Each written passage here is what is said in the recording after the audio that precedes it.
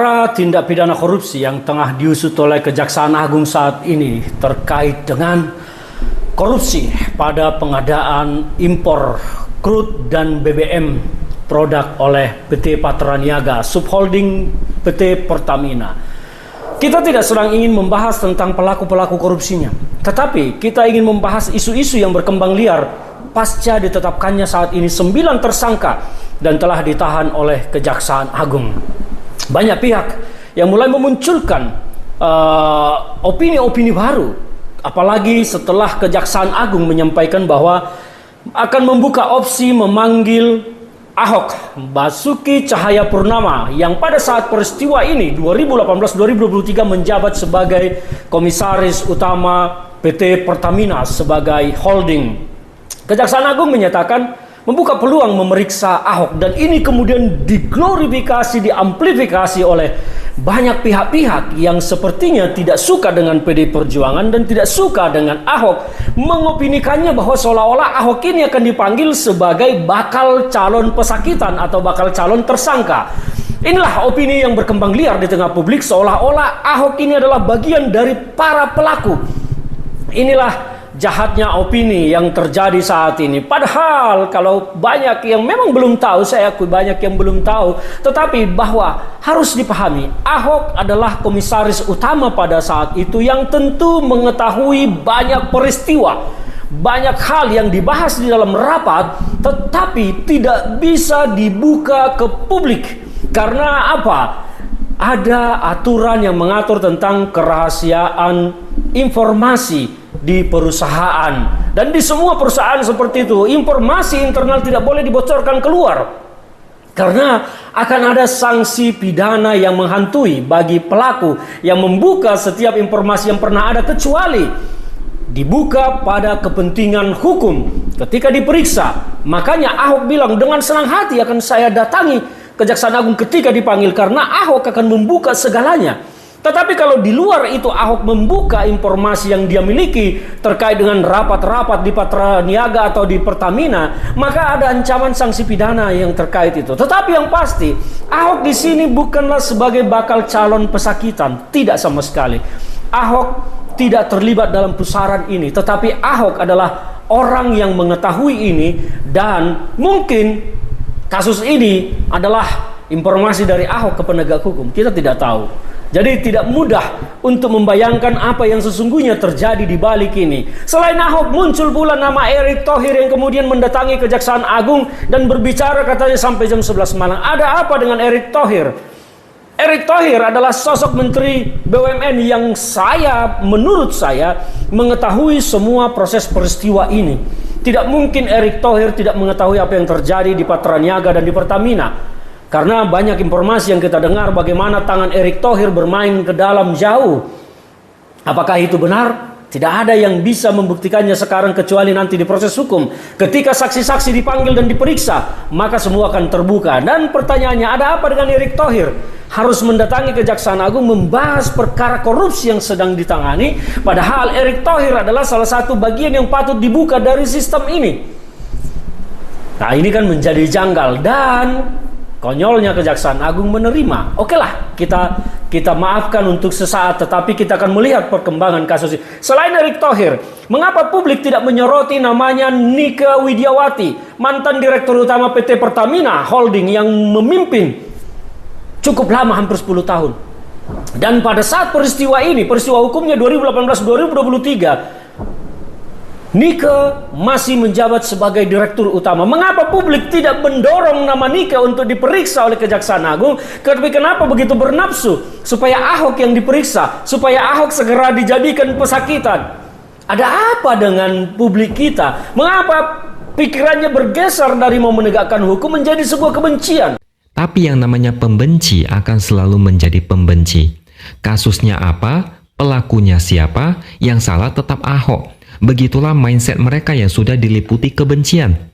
Gini aja deh, lebih tinggi mana posisi komisaris utama Pertamina atau dirut utama? Atau menteri yang bersangkutan? Lalu kenapa Ahok yang lebih banyak digoreng? Ahok itu dulunya ada isu mau diangkat menjadi direktur utama.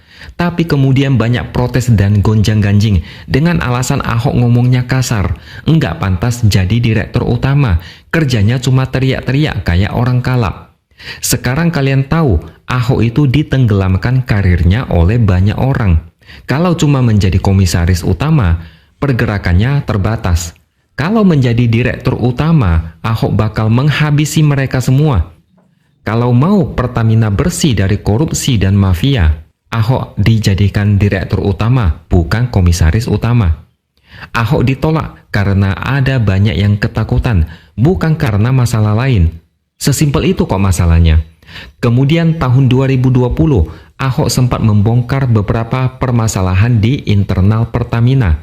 Misalnya, direksi yang punya hobi melobi menteri, direksi yang lebih suka berutang dan mendiamkan investor, dan masalah gaji direktur utama anak perusahaan. Orang yang sudah dicopot dari jabatan direktur utama, tapi gaji masih sama besar. Ahok membongkar, tapi yang lain kepanasan, terutama Andre Rosiade, politikus Partai Gerindra. Dia bilang Ahok bikin gaduh. Permasalahan internal Pertamina bukan untuk diumbar-umbar ke publik. Andre juga mengingatkan Ahok tidak membuat kegaduhan. Kalau ada masalah harusnya diselesaikan di internal, bukan mengumbar aib keluar sehingga bikin image Pertamina jadi jelek. Kalau saya tidak salah ingat, ada banyak pihak yang seakan menyalahkan Ahok karena terlalu gaduh. Sekarang kalian sudah tahu siapa yang benar, siapa yang salah. Yang gaduh dianggap jahat, yang kalem ternyata malah diam-diam merugikan negara sampai ratusan triliun. Ini munafik yang enggak ada obatnya. Ahok itu baru bisa bicara sekarang karena pasti ada tekanan untuk diam dan tidak mengumbar rahasia perusahaan. Ketika Ahok memikirkan cara agar ada penghematan supaya keuntungan perusahaan lebih besar atau kebocoran anggaran dihilangkan, banyak yang ogah-ogahan untuk menerapkan. Dan para buzzer sebelah, saya yakin mereka tidak menonton video secara utuh, lalu teriak-teriak seperti orang gila seolah Ahok itu salah. Ini jelas-jelas upaya pengalihan isu dengan cara menyeret nama Ahok. Ahok digoreng supaya orang-orang fokus ke Ahok. Padahal pemain utama di kasus ini adalah pelaku korupsi dan oknum-oknum yang selama ini bermain dan masih bersembunyi. Kira-kira ini ulah siapa? Memakai Ahok sebagai tameng untuk dijadikan sebagai fokus utama di kasus ini. Kenapa ada banyak keributan di medsos seolah Ahok ini kerjanya enggak becus?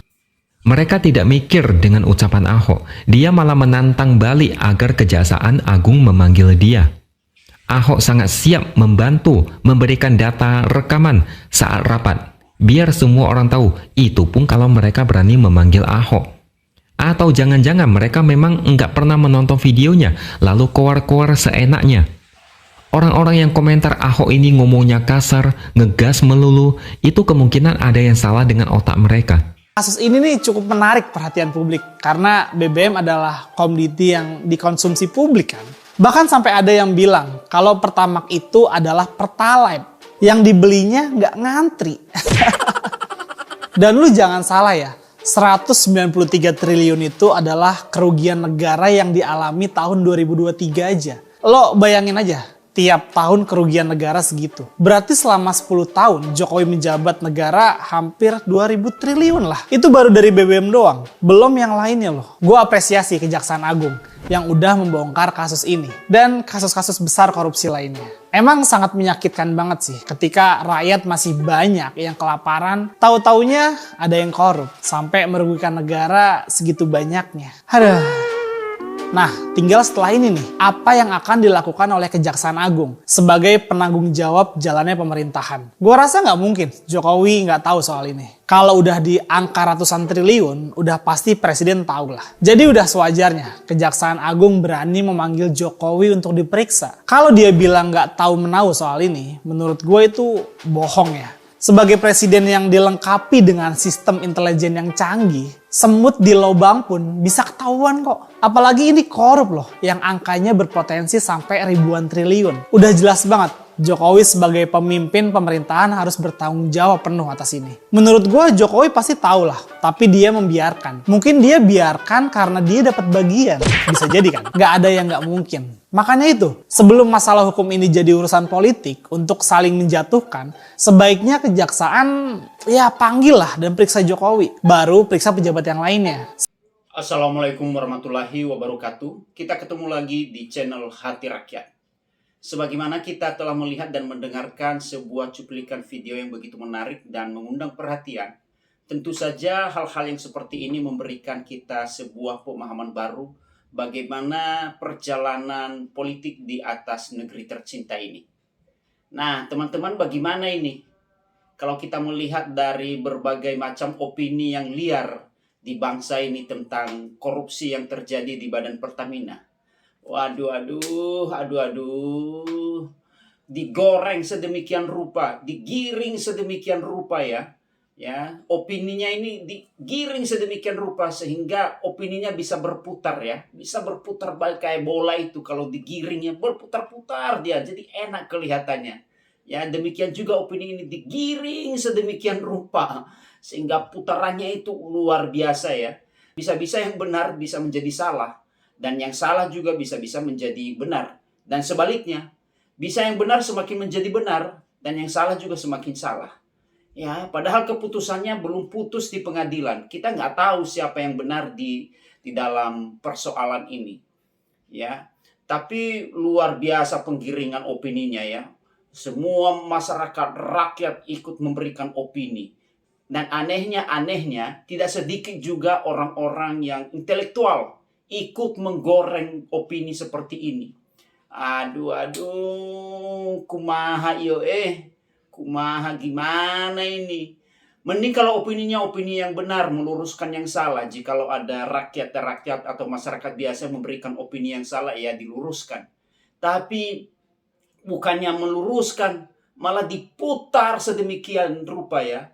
Digoreng sedemikian rupa ya. Kayak gorengan kaki lima. Semakin digoreng dia, semakin kriuk dan semakin enak rasanya. Tidak mungkin kaum intelektual itu tidak tahu batas fungsi yang namanya komisaris dan fungsi yang namanya direktur. Alamak, aneh-aneh ya. Aneh-aneh. Nggak tahu kalau ikut nimbrung supaya tenar ya. Nggak tahu lah ya apa maksudnya itu. Ya, tapi ya kita sebagai rakyat biasa dalam hal ini ya, kita pintar-pintar mencari informasi yang benar ya. Yang sifatnya benar-benar membangun. Ya, kita berdoa dan berharap supaya permasalahan korupsi di Pertamina ini dapat diselesaikan dengan baik ya. Supaya terang benderang. Supaya tidak terjadi lagi kecurangan-kecurangan yang seperti ini. Sehingga yang menanggung siapa? Ya rakyat. Yang menanggung siapa? Pemerintahan saat ini. Coba kalau nggak kejadian seperti ini. Bangsa kita ini adalah bangsa yang maju. Bisa menjadi macan di Asia Tenggara. Wah, hebat, top sebenarnya bangsa ini. Tapi yang top sekarang adalah ya orang-orang yang mendapatkan keuntungan itulah ya, mereka lah yang top lah. Bangsanya ya begitu-gitu aja, rakyatnya begitu-gitu aja. Ya. Oke teman-teman, sahabat-sahabat Hati Rakyat dimanapun Anda berada pada saat ini, demikianlah dari saya. Dan jikalau punya pendapat atau tanggapan-tanggapan yang lain, tuliskan di kolom komentar di bawah ini sebagai bahan diskusi kita bersama. Dan jangan lupa like, comment, share, dan subscribe. Sampai jumpa di video-video berikutnya. Dan jikalau ada salah-salah kata, mohon dimaafkan. Terima kasih.